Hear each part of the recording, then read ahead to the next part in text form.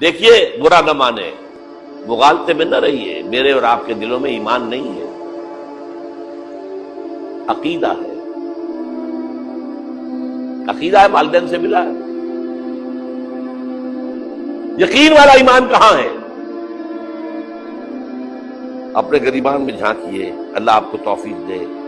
کیا مجھے واقعی یقین ہے کہ مجھے مرنے کے بعد جی اٹھنا ہے؟ کیا مجھے یہ واقعی یقین ہے کہ اصل زندگی آخرت کی زندگی ہے؟ کیا مجھے واقعی یقین ہے کہ قرآن اللہ کا کلام ہے؟ ٹٹولیے اپنے دلوں کو۔ اگر یقین ہوتا کہ اللہ کا کلام ہے تو آپ اس کو سمجھنے کے لیے عربی بھی نہ سیکھ سکتے؟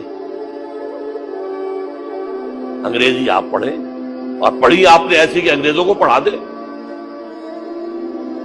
کیا نہیں کیا؟ پی ایچ ڈیز کر رہے ہیں، کون کون سے فنون نہیں سیکھے، ڈاکٹر، اتنی عربی نہیں سیکھی۔ تمہارا دعویٰ ہے کہ تمہارا یقین تھا میری کتاب پر، اللہ پوچھے گا تمہارا سلوک کیا تھا میری کتاب کے ساتھ؟ تم نے پڑھا اس کو، سمجھا اسے سمجھنے کے لیے عربی سیکھی؟ تو تم جھوٹ بول رہے، تمہارا کوئی ایمان نہیں تھا میری کتاب۔ ما آمن بالقرآن من استحل محارمہ، جنہوں نے سود کو اپنے پورے نظام کی جڑ بنیاد بنایا ہو، ان کا ایمان کوئی ہے اللہ پر؟ حضور فرماتے ہیں کہ جس شخص نے حرام کسی شے کو اپنے لیے حلال کر لیا اس کا کوئی ایمان نہیں۔